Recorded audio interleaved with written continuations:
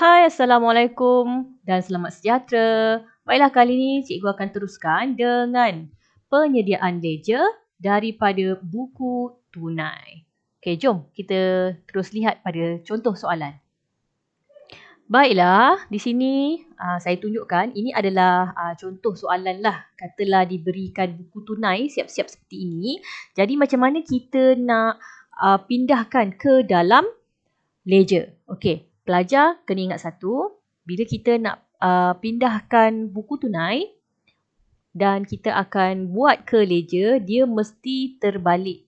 Okey, terbalik macam mana? Kalau dia berada dekat sebelah debit, okey, kita akan letakkan di sebelah credit ledger.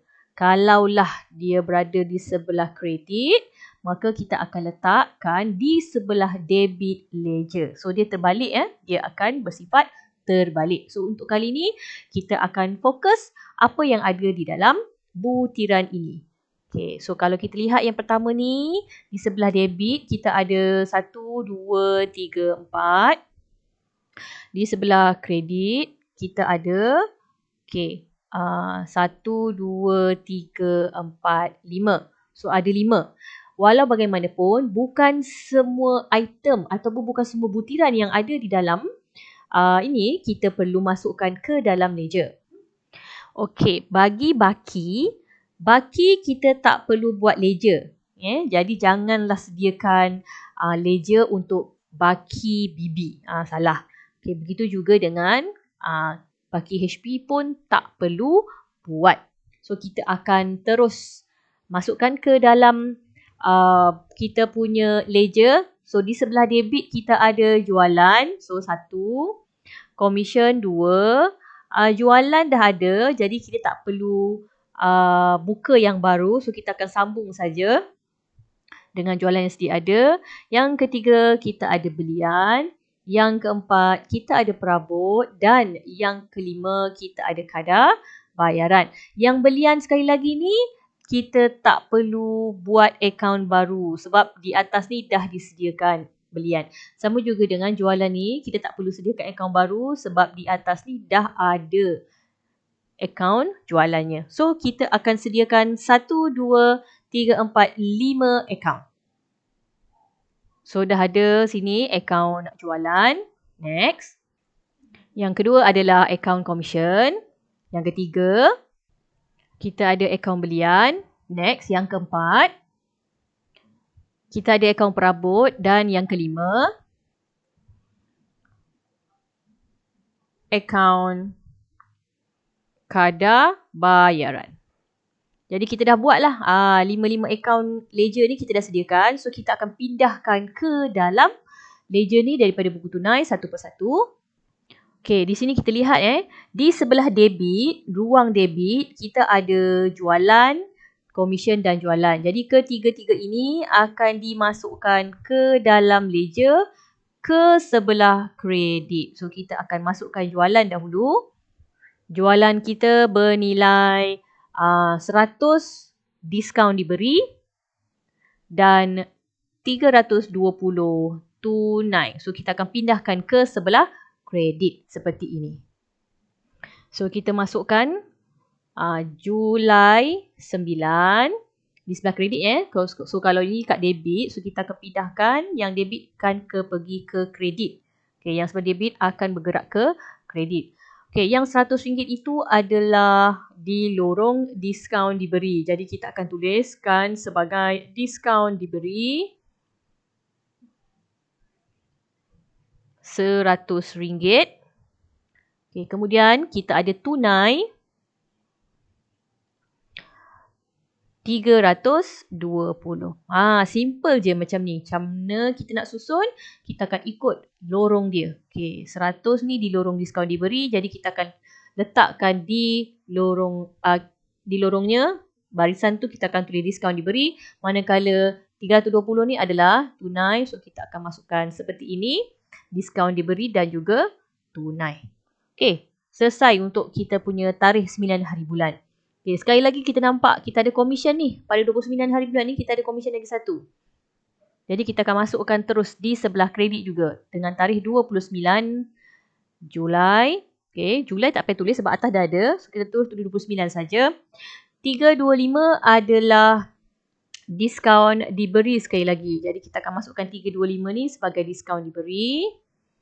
Jadi, diskaun diberi 325 dan kita ada bank kali ni iaitu 3250. So kita akan masukkan 3250 sebagai bank. 3250. Nampak So dia akan bergeraklah daripada debit buku tunai, kita akan pindahkan ke kredit ledger iaitu akaun jualan kita. So yang tinggal sekarang ni kita belum buat yang commission. Jadi kita akan isikanlah yang commission ni. Kalau kita tengok pada soalan, commission ni tarikhnya 22 hari bulan dan dia adalah bank 175. So kita akan masukkan saja daripada debit ni ke sebelah kredit. So kita akan tulis Julai 22. So saya masukkan Julai 22. 175 dan 175 ini berada di ruang bank. Okay. 175 ni berada di ruang bank. So saya akan terus tulis sebagai bank. Seperti ini. Simple saja. Okay, ini contoh daripada debit pergi ke kredit. Okay, bagi buku tunai yang berada di sebelah kredit pula, sama macam tadi, situasi tadi, kalau debit pergi ke kredit, jadi kita akan buat yang berada di sebelah kredit ni. Okay. Kita akan bergerak ke debit. Kita akan pindahkan ke sebelah debit pula. So kita ada belian, perabot, kadar bayaran dan belian sekali lagi. So kita akan pindahkan dua-dua belian ni. Okay. 2 hari bulan dan juga 26 hari bulan. Di sebelah debit. Okey, dua-dua tarikh saya dah masukkan. So, saya akan masukkan seterusnya. Okey, kita lihat pada 2 hari bulan kita ada diskaun diterima 239. Diskaun diterima 239. So, saya masukkan diskaun ni sebagai diskaun diterima 239 di sebelah debit. Kemudian kita ada bank. Bank 1195. So, kita akan masukkan bank 1195. Okey, yang ni saya padam dulu sebab kita ada bank nak kena isi. So, bank 1195. Okey. Next, kita ada belian lagi satu ni. Belian lagi satu ni adalah pada 26 hari bulan. So, kita masukkan 26 hari bulan. Diskaun diterima 42 dan tunai 420. Okey, so kita masukkan sekarang. Okay, diskaun diterima 42 dan kita ada tunai 420. Okey. Daripada kredit kita pindahkan ke sebelah debit. Seperti ini. Okey, kemudian kita ada perabot dengan kadar bayaran. Okey, saya padam dulu. Okey, bersih sikit nak tengok. Okay, kita ada perabot. So, kita akan buat perabot 4 hari bulan. So, daripada kredit ke debit. Perabot 4 hari bulan ni, dia akan berada RM700 sebagai bank. Okay. Kita masukkan sekarang. Jul 4. Okay. RM700 dan RM700 ni berada di lorong bank. So, kita akan tulis sebagai bank. Okay, selesai akaun perabot. So, next kita akan pergi yang terakhir iaitu akaun kadar bayaran. Okay, kadar bayaran kita tarikhnya 11 hari bulan dan dia berada di bank sebanyak 240. So, kita pindahkan terus daripada kredit ke sebelah debit. Okay, 240 di bank 240 di bank pada tarikh Julai 11. Jadi kita masukkan Julai 11 bank iaitu 240. Okey. Selesailah kita punya soalan contoh yang pertama ni. Okey. Siap. Ini saja. Cara dia pindah senang saja. Yang buku tunai ni kita akan gerakkan daripada debit pergi ke kredit untuk ledger. Daripada kredit kita akan gerakkan ke debit untuk ledger. Okey, kita akan pergi contoh seterusnya supaya nampak ada pelbagai latihan ya. Okey, terlupa satu perkara. Sebelum kita buat buku tunai ni, sekali lagi nak ingatkan pelajar, tidak semua butiran yang ada di dalam sebelah debit ni kita akan masukkan ke dalam ledger. Dan tidak semua butiran yang berada kat sebelah kredit ni kita akan buat ledger. Contohnya Baki Bibi, so tak akan wujud akaun Baki Bibi. Kemudian Baki HB pun tak akan wujud akaun Baki HB. Seterusnya kalau kamu jumpa kontra. Okay, kontra apa? Kontra antara tunai, kemudian ada K lah dekat sini.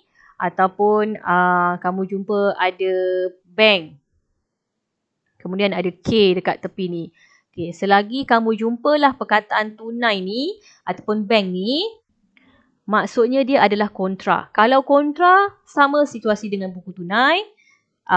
Kamu tengok dalam buku tunai ni dah ada perkataan tunai dengan bank. Jadi sebenarnya tunai dengan bank ni adalah akaun ledger. Okay, iaitu akaun tunai dengan akaun bank. So akaun tunai dengan akaun bank ni dia telah dicampurkan kepada satu buku, iaitu buku tunai. Dia dah gabung. Sebab itulah kita tak perlu lagi buat ledger untuk akaun tunai.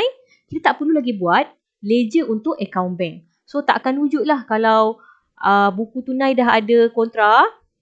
So akaun tunai, kemudian akaun bank ni memang kita tak perlu wujudkan lagi. Okay, ini tak perlu wujudkan. Begitu juga dengan tunai ni, kita tak perlu wujudkan lagi sebab di sini dah ada tunai dengan bank. Di sini dah ada tunai dengan bank.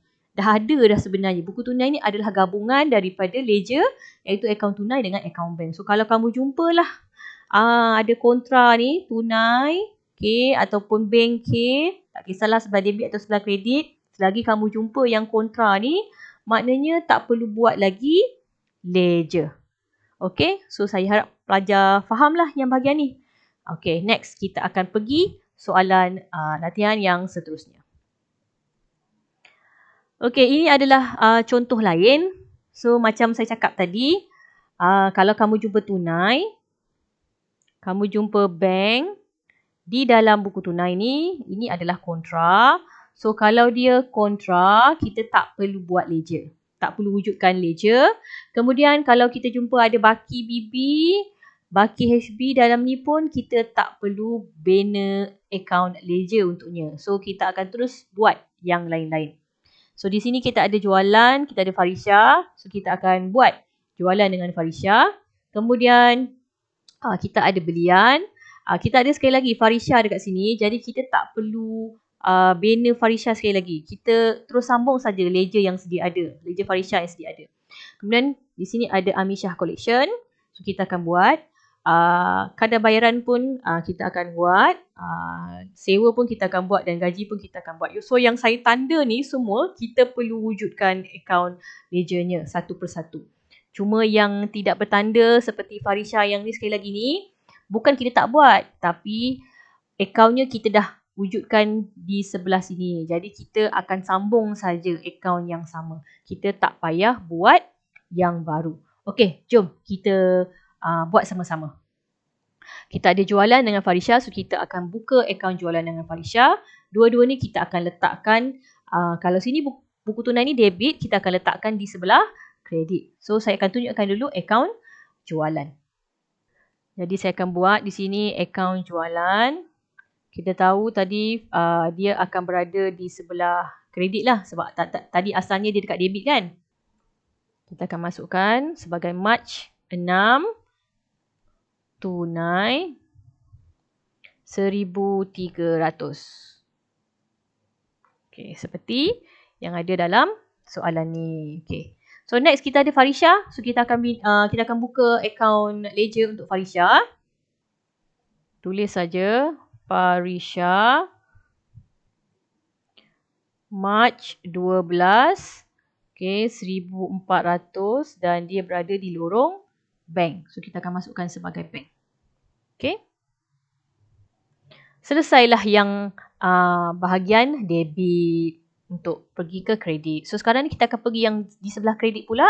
Kita akan pindahkan semua butiran yang ada di sebelah kredit ni ke dalam debit ledger. Okay, kita tengok sini kita ada belian 10 hari bulan. Tunai 500. So, kita akan masukkan dekat akaun belian di sebelah debit. Okay, kita akan pindahkan yang kredit ke debit. Tulis dulu akaun belian. Okay, saya tahu dia March 10. Tunai 500. Okay, selesai yang ni. Seterusnya kita ada Farisha, cek tak laku. So yang ini kita tak payah buat ledger yang baru. Kita akan sambung saja. So Farisha 19 hari bulan 1004 bank. Kita akan letakkan di sebelah debit. Sebab daripada kredit pergi ke debit. So ini adalah bank 1400. Okay, kalau kita lihat tadi pada soalan, dia ada perkataan cek tak laku dalam kurungan. Jadi kita boleh terus sambung, tulis yang dalam kurungan tu. Nak tulis boleh, tak tulis tak apa yang dalam kurungan ni. Okay, yang dalam kurungan ni tak wajib ditulis. Cukup sekadar bank saja pun betul. Jadi kita dah selesai Farisha. So kita akan pergi pada 24 hari bulan iaitu Amishah Collection 4350 bank. Amishah Collection 4350 bank. Okay, March 24 4350 bank. Okay, seperti ini. Okay, siap. Next, kita ada kadar bayaran 25 hari bulan 200 tunai. Okay, kadar bayaran 25 hari bulan 200 tunai. Yang kredit pergi ke debit. Tulis dulu tajuk dia akaun kadar bayaran. Okay, next adalah tarikh Mac. 25 hari bulan, RM200. Dan dia adalah di lorong tunai. So, kita akan tulis dia sebagai tunai. Okay, selesai kadar bayaran. Seterusnya kita ada sewa. Sewa 28 hari bulan, 1,500 di lorong bank. So, kita akan masukkan di sebelah debit. Okay, March 28 hari bulan 1,500 bank. Okay, simple saja. Okay, last sekali. Last sekali adalah gaji 30 hari bulan 600 berada di lorong tunai. So, gaji 600 tunai akan pindahkan ke akaun gaji di sebelah debit. So, daripada kredit pergi ke debit. So, akaun gaji March 30 RM600 dan dia berada di lorong tunai. So, kita akan tulis terus tunai. Okey, siaplah kita punya buku tunai nak pindahkan ke ledger. Jadi, sekali lagi saya nak ingatkan kepada pelajar, tak susah sebenarnya nak buat buku tunai nak pergi ke ledger ni. Ingat satu, apa yang ada di sebelah debit buku tunai, kita akan pindahkan ke kredit ledger. So, apa yang ada kat debit buku tunai ni, kita akan pergi ledger di sebelah kredit. Manakala apa yang ada di sebelah kredit buku tunai, kita akan pergi ke ledger, letakkan di sebelah debit untuk setiap satu butiran ni. Okay, so jangan lupalah setiap satu butiran ni kita buat ledgernya, buka satu persatu. Kecuali yang bertindih tu janganlah buat sampai 2 kali. Kalau nama je berulang, contohnya macam Farisha ni berulang, sekali saja akaunnya tapi kita masukkan semua benda dalam tu.